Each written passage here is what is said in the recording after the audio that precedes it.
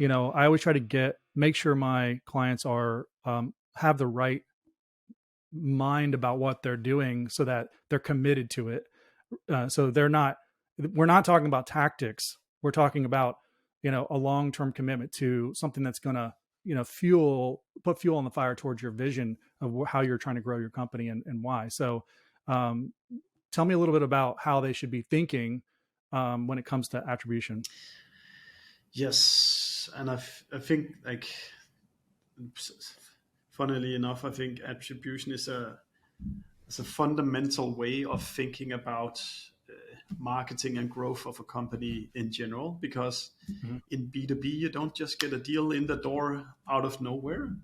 It's a result of multiple actions leading towards creating awareness, interactions, sales meetings, and then maybe legal process before somebody signs.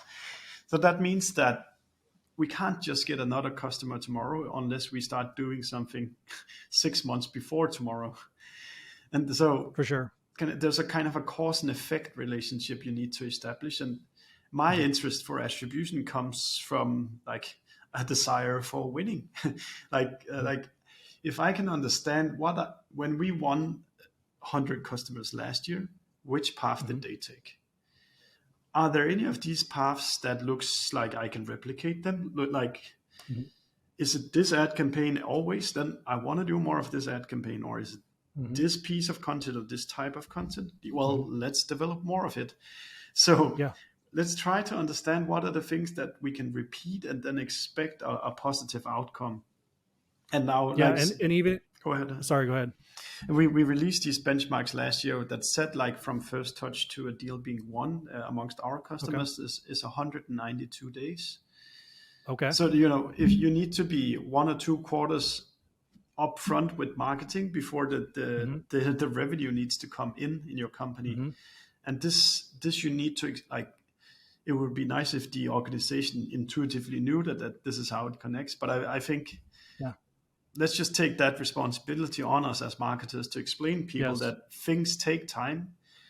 If Mm-hmm. we have a Q3 target of sales, then in Q1 and Q2 we need to do a lot of marketing, because the salespeople are going to Mm-hmm. need this demand by Q3 or even in Q2. Yeah. Yeah, for sure. And I think, having that mindset so that you can commit to the 192 days. And actually, I think Laura and I talked about that a little bit, because I gave her this challenge of, if you're, a CMO for a B2B company for 100 days, what would you do? And it's like, well, you would do a lot, but it wouldn't amount to a lot because you still got 92 days to go. Yeah, I would do. So, Yeah, you need let's to, speak to that. let's say, you need to establish kind of a framework for, like, leading indicators and lacking indicators, that your Right. work actually has a good impact. And the lacking indicator is, like, the deal gets signed. That's the best thing we can see. And then you want to work your way backwards in the process to say, what are some of the earlier signals that we're on the right path? Mhm.